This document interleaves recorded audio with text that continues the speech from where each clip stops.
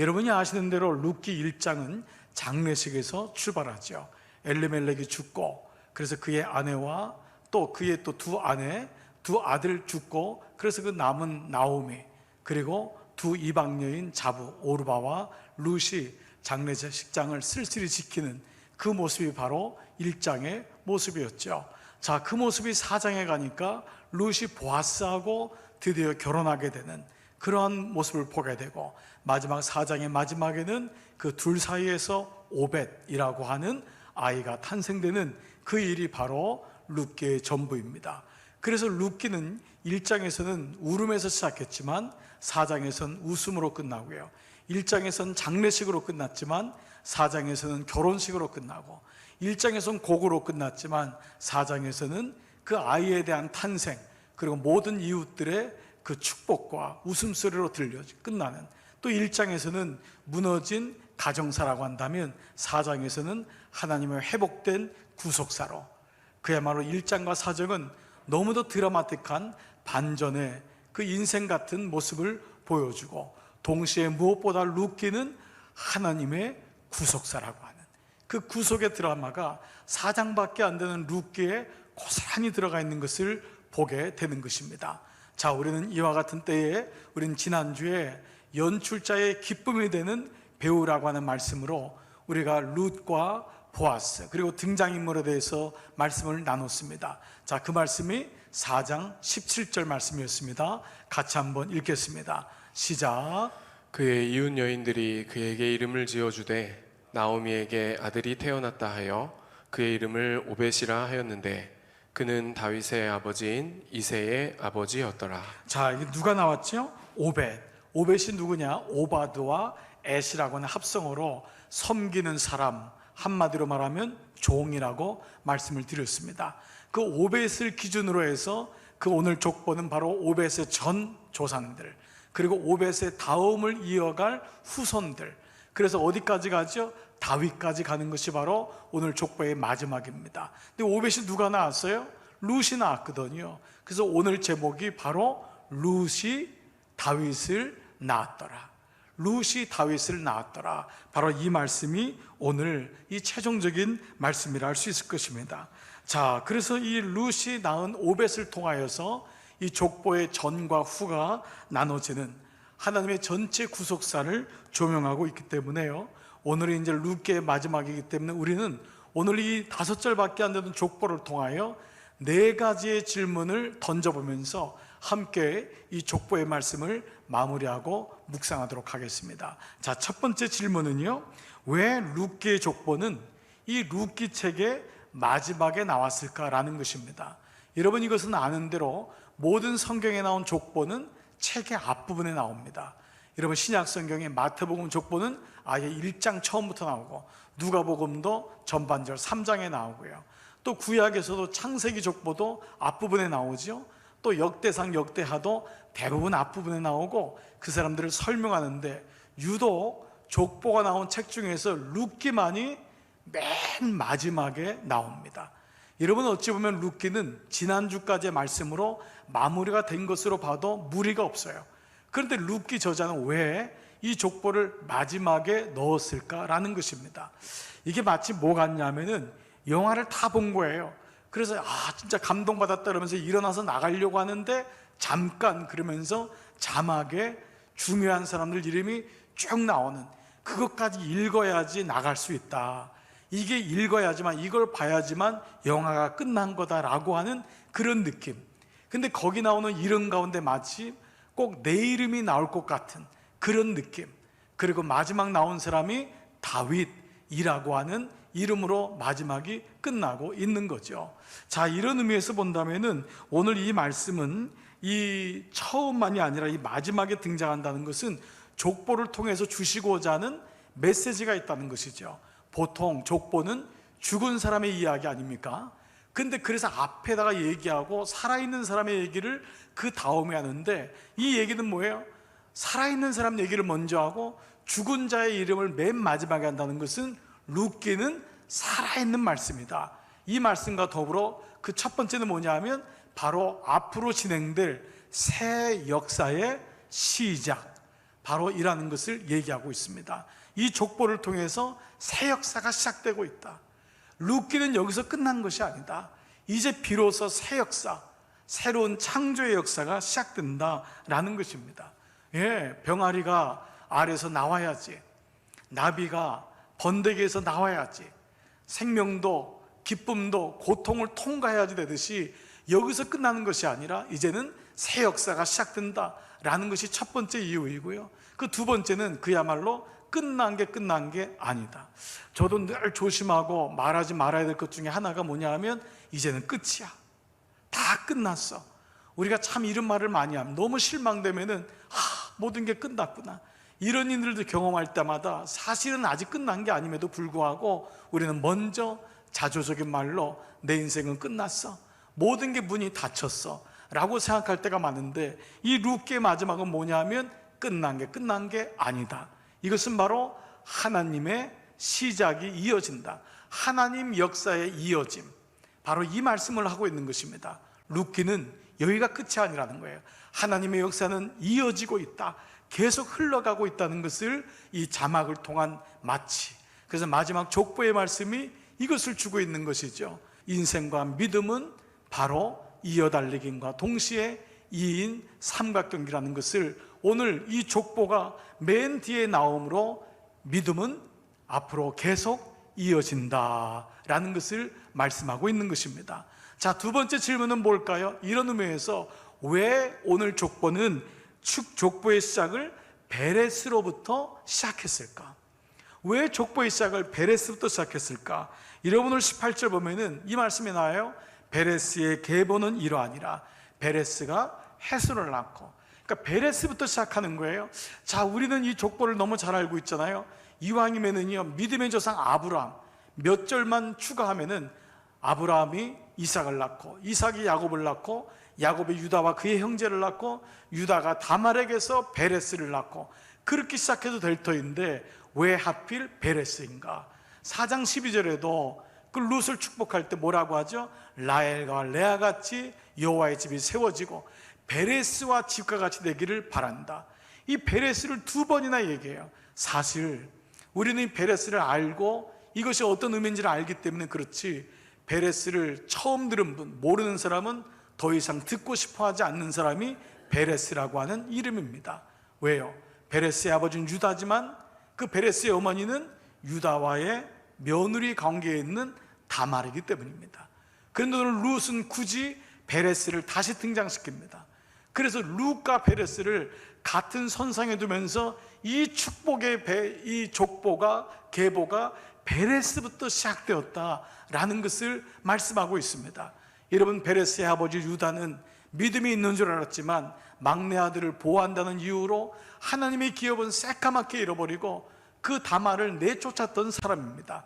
다말은 한낱 여인이었고 집에서 쫓김을 받은 사람이었지만 자기에게 주어진 대를 이어야 된다는 그 간절함, 끈질긴 기도를 통하여 마침내 아들을 낳는데 쌍둥이의 첫 번째가 바로 베레스인 것입니다. 그런데 이 다말의 이름이 뭐냐? 팜추리, 바로 종려나무인 것입니다. 우리나라는 흔하지 않지만 이 중동 땅에 있는 종려나무는 흐드러진 거예요. 길어요. 축 늘어지는 거예요. 아주 약합니다. 바람이 불어도 흔들리는 것이고요, 연약하고요, 이 손끝으로 이렇게 튕겨도 떨어져 나가는 것이 종려나무입니다. 그 이름의 뜻을 가진 다말을 통해서 하나님의 구원의 역사가 이루어진 것을 바로 오늘 베레스를 통해서 족보가 시작돼요.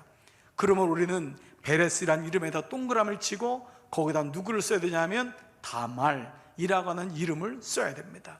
남자 일관으로 일색된 이 족보에는 보이지 아니하는 연약한, 끊어질 수밖에 없는 버림받은 여인들의 이야기가 바로 유일하게 이방 여자의 이름으로 성경이 지어진 룻기라고 하는데 마지막 이 족보의 의미가 있다고 할 수 있습니다. 그렇습니다.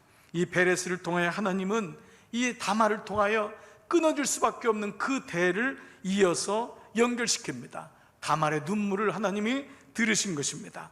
그래서 우리는 베레스를 통하여 누구를요? 그래요, 다말을 연상하는 것입니다. 자, 이런 가운데 우리는 세 번째 질문을 할 수가 있습니다.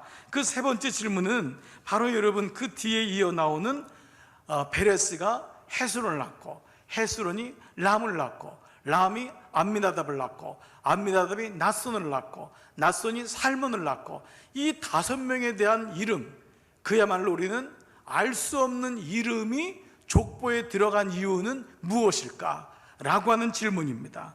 네, 이 잘 모르는 사람이 주는 교훈은 무엇일까? 실제로 이 5명은요, 성경에서 한 번도 거론된 적이 없는 거예요. 이름만 거론된 거예요. 이 사람이 누구고 이 사람이 어떤 삶을 살았는지를 얘기하지 않았는데, 이 사람이 오늘 5절에 한 절에 2명씩 10명이 나와요. 그리고 9번이나 무려 나았다 나았다 나았다 하는데, 이 5명은 들어본 적도 없고 익히 아는 분도 없는데 이 무명의 사람들을 족보에 넣은 이유는 무엇일까라는 것입니다. 세상은 엑셀런트하고 아웃스탠딩되고 드러난 사람, TV만 키면은 하루아침에 스타가 된 그런 연예인들이 등장하면서 많은 사람들은 나는 뭐지? 사람들이 나를 몰라주는데, 이러한 우리 좌절감을 갖기도 하고, 사람들은 세상은 다 그렇게 스타들, 드러난 사람들을 중심으로 해서 움직이는 것 같지만, 하나님의 족보, 이 족보에 드러나지 않은 무명의 사람들, 이 사람들이 주는 의미는 뭘까요? 여러분, 이 사람들 없이는 다윗도 없다는 것입니다. 이 사람들이 없이는 다윗도 없습니다. 오히려 이 무명의 사람들을 통하여 하나님의 역사가 이어가는 것을 보게 됩니다. 여러분 이미 알다시피 우리는 코로나로 인하여 이번 벌써 2번째 멈춤이 시작되었고, 한 달 이상이 예배를 드리지 못하는 참 안타까움을 갖고 있습니다. 여러분도 너무 마음이 아프시겠지만 저도 주일날 아침마다 너무 마음이 답답하고 안타깝고, 그러나 부디 정말 일상이 예배되기를 원하는 그 마음을 가지고 오늘 이 시간 3부 예배도 여러분이 그렇게 드리리라고 믿습니다. 그러나 이번 코로나가 주시는 하나님의 음성은 뭡니까? 우리의 민낯이 드러나고 우리의 실력이 드러나는 것 아닙니까? 한 달만 예배가 없어도 우리는 어느 날 교회 오는 것이 어색해지고, 이것이 끝나도 심지어 어떤 분들은 굳이 교회를 가야 되나 이런 마음도 있고, 믿음을 잃어버렸다고는 소식이 여기저기서 들려오고, 우리 아이들이 더 이상 예배하고 기도하지 않습니다. 이러한 모습들, 성전에 있을 때의 헌신과 성전에 없을 때의 헌신이 너무 차이가 나고, 들어지는 헌금의 액수도 너무 차이가 나서 많은 교회들마다 지금 한숨을 쉬고 이거 어떻게 하면 좋냐, 심지어 어느 교회는 20% 30%가 감소되고 성도들도 연락도 받지 않는 분들이 속출하고 있다고 하는 이런 얘기를 들을 때, 이것이 우리의 민낯이고 실력이었다는 것입니다. 하나님은 흩어놓음으로 인하여 너희의 일상이 아침에 자명종을 듣고 일어나면서부터 진정 예배가 시작되고, 하루가 끝날 때 예배의 축도가 마치는 것처럼 그것이 모아져야지만이 보이는 성전에 와서도 진정한 예배자가 될 수 있다는 것을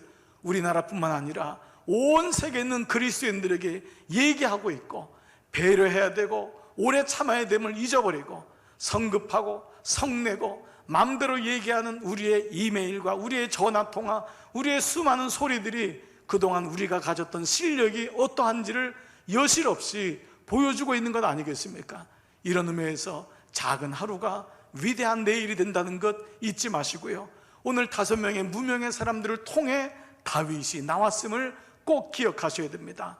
2번째 또 하나 주시는 여기서의 묵상이 있더라고요. 그것은 바로 사람들은 이 사람들을 몰라요. 우리도 이 사람들을 기억하지 못해요. 그런데 하나님은 이분들을 기억하고 있다는 것입니다. 여러분, 이거면 족한 것 아닙니까? 역으로 말하면 사람들은 나를 그렇게 인정해 주지만 하나님이 나를 모른다 하면 그야말로 끝난 겁니다. 사람들이 나를 몰라줘도 그때는 좀 실망스럽고 그때는 좀 마음에 연약함이 있지만 하나님이 알면 충분히 이길 수 있습니다. 근데 이 5명을 향한 보상이 뭡니까? 나는 너희를 기억한다. 너희가 성경에 어떠한 삶을 살았는지 한 번도 나오지 않았을지라도 나는 너희를 알고 있다. 이것이면 족합니다. 사랑하는 여러분, 하나님이 여러분을 기억하고 있음을 한순간도 잊지 마시길 바랍니다. 여러분의 자녀를 여러분이 늘 기억하듯이 하나님이 우리를 기억하고 계신 것입니다. 여러분, 유럽이나 미국이나 할 것 없이 대도시만 가면은 어김없이 있는 박물관, 기념관이 있습니다. 보통 뭐가 있나요? 그 나라의 기념관 아닙니까? 그런데 유일하게 다른 나라의 기념관이 들어가 있는 곳이 있는데 바로 600만 명의 유대인들의 학살, 그 죽음의 넋을 기리는 홀로코스트 메모리얼 뮤지엄입니다. 바로 이것은 미국의 워싱턴의 가장 귀한 자리에, 그리고 그 전범 국가였던 독일, 나치에 의하여서 600만 명이 죽는 그것을 행하였던 그 나라의 수도인 베를린에도 가장 좋은 지역에 바로 홀로코스트가 있고요, 유럽의 모든 지역, 미국에도 대도시마다 그 지역에 명소가 되어 있습니다. 물론 이것은 유대인의 힘이기도 하지만 이제는 이 인류의 전쟁, 참혹함을 잊지 말자고 하는 이 전 세계 사람들에게 주는 레슨이라고 할 수 있죠. 그 홀로코스트를 들어가게 되면은요, 너무 조용합니다. 거기선 소리를 낼 수도 없고 옆 사람하고 얘기할 수 없을 정도로 그 첫 번째 들어갈 때마다 이미 그 참혹한 장면들이 사진과 비디오를 통해서, 글을 통해서, 그리고 그때 사람들이 남은 유물들, 신발들, 아이 모자, 면도기, 그 아우슈비츠 거기서 그 죽기 전에 남겼던 잠옷들, 이런 것들이 다 유물로 있습니다. 그 유물을 보면서 사람들은 너무너무 경악을 합니다. 인간이 이렇게 잔인할 수 있을까? 이렇게 이 사람들이 생명을 잃어버렸구나 라고 하는 마음을 갖는데요, 한참 들어가면은 어느 순간인가 귀에 자꾸 무슨 소리가 들려요. 처음에는 이게 무슨 소리인지 몰라요. 그런데 조금만 지나면은 뭔가 소곤소곤 되는 것처럼 되는데 그게 이름이란 걸 알 수 있습니다. 에이브라함, 제이콥, 모시즈, 아이작, 제레미야, 이런 이름들이 계속 나옵니다. 그 이름이 누구냐면 바로 600만 명 죽은 사람들의 이름이 365일, 지금까지 1953년에 베를린에 이 홀로코스트가 세워진 이후로 계속되면서 그 사람들의 이름이 모든 전 세계에서 울려 퍼지는데, 그때 제 마음속에 너무 큰 감동이 온 것은 그것이 하나님의 음성이었어요. 하나님이 그 비참한 죽음을 하나님은 알고 있다는 것입니다.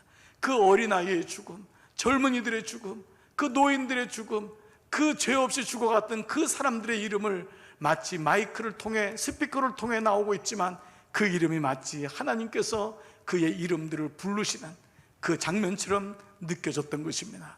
그렇습니다. 하나님이 기억하고 계십니다. 오늘 이 아침에도 여러분이 어떤 자리에 있든지 비록 사람들이 모른다 할지라도 하나님이 여러분을 기억하고 있음을, 여러분을 통하여 하나님의 계보가 이어지고 있음을 꼭 기억하시기를 주님의 이름으로 축복합니다. 자, 이런 가운데 이제 마지막 우리에게 있는 질문은 자연스럽습니다. 이 마지막은 나는 끊겨져 있는가, 연결되어 있는가? 나는 이 족보로부터 끊겨져 있는가, 연결되어 있는가?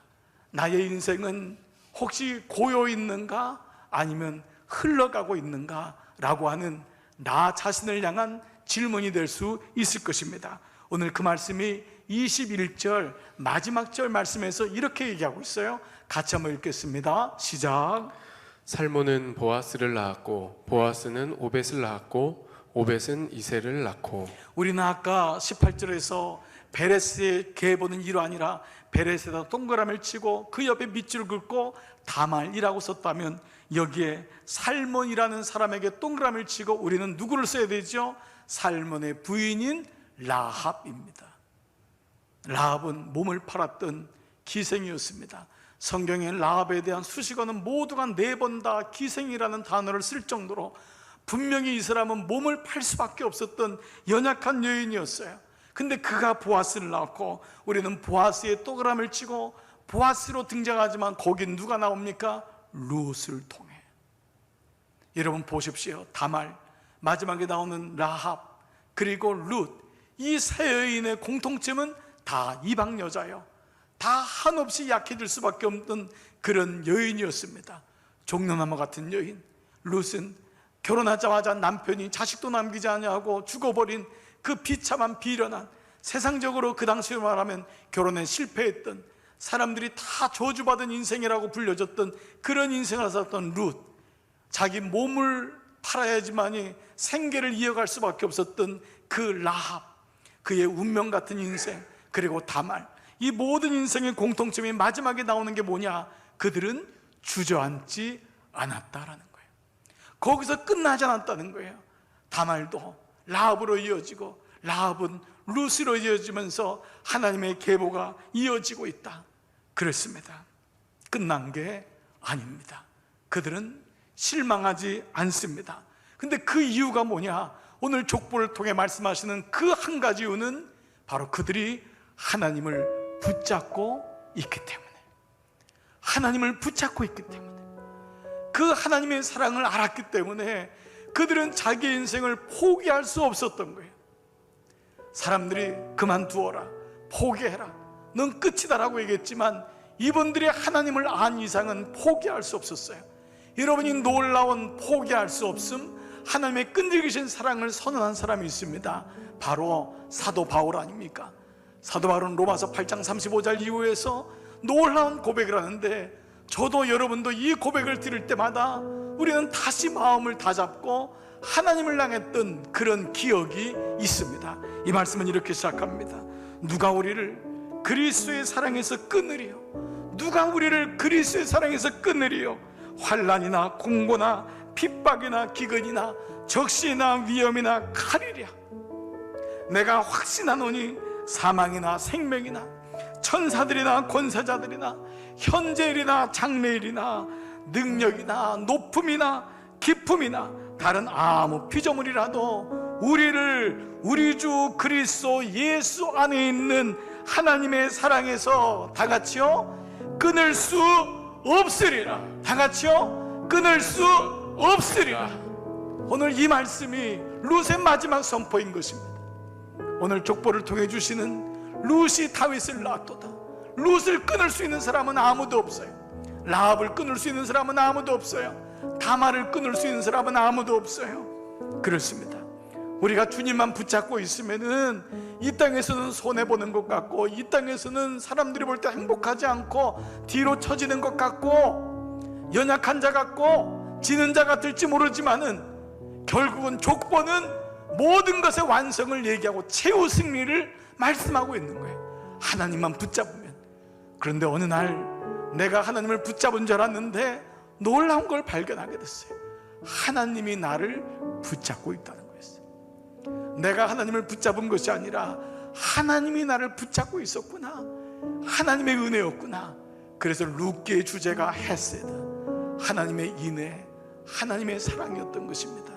어디를 가든지 하나님의 사랑은 룻과 함께 했던 것입니다. 그래서 룻기의 마지막 말씀은 이새가 다윗을 낳으니라. 다윗에게 맞춰지는 거예요. 다윗이 모든 것의 완성이요, 예수 그리스도의 그림자예요. 그런데 여러분, 더 놀라운 사실이 있어요. 룻기는 이 성경의 구약 룻기에서 마칠까요? 여러분, 신약성경이 처음이어도 우리가 예수님에 대해서 알려면 신약성경을 통과해야 되는데, 그 첫 번째가 마태복음 1장 1절. 바로 그 1장 1절은 아브라함과 다윗의 자손 예수 그리스도의 세계라. 룻기 4장 마지막 절의 말씀, 다윗이 바로 마태복음 1장의 첫 번째 절, 아브라함과 다윗의 아들 예수 그리스도의 세계라. 이 말씀을 관통하고 있는 것입니다. 이것이 바로 족보는 룻기에서 끝나는 것이 아니라 다윗까지, 그 다윗은 신약 성경을 통과하여 예수 그리스도 우리에게까지 온 것입니다. 그렇습니다. 모든 족보는 예수님에게 완성되는 것입니다. 모든 인생은 예수님을 만났을 때 비로소 자기가 누군지를 알게 되고 자기의 마지막이 누군지를 알게 되는 것입니다. 모든 인류의 역사도 마찬가지고 이 지구촌의 역사도 마찬가지입니다. 모든 정치인들이, 모든 사람들이 다 자기가 하는 것 같지만 결국은 하나님의 권세 아래에 있음을 우리는 말씀을 통해서 보게 됩니다. 아브라함과 다윗의 자손 예수 그리스도의 세계라. 오늘 마지막의 말씀은 저에게 적용됩니다. 나는 그렇다면 끊겨 있는가? 예수님과 나는 예수님하고 연결되어 있는가? 우리 가정은 예수님하고 끊겨져 있는가? 우리 가정은 예수님하고 붙어 있는가? 나는 고여 있는가? 나는 흘러가고 있는가? 웅덩이의 고인물도 그 이유는 그 웅덩이를 털어 가뭄때에 많은 농지를 적시듯이 우리의 인생도 나만을 위한 인생이 아니라 룻기처럼 수많은 생명을 살리고 다윗왕까지 이어지는 역사처럼 우리 모두에게 주어지는 하나님의 사명이 바로 이와 같습니다. 사랑하는 여러분, 아무리 어려운 일이 있고 고난이 와도 고요있지 마시고 부연히 일어나셔서 털고 다시 일어나셔서 여러분 흘러가시기를 축복합니다. 여러분의 자녀들, 여러분의 가정이 믿음으로 계속 이어가시기를 바랍니다. 예수님이 여러분에게서 멈춰지지 않기를 기도합니다.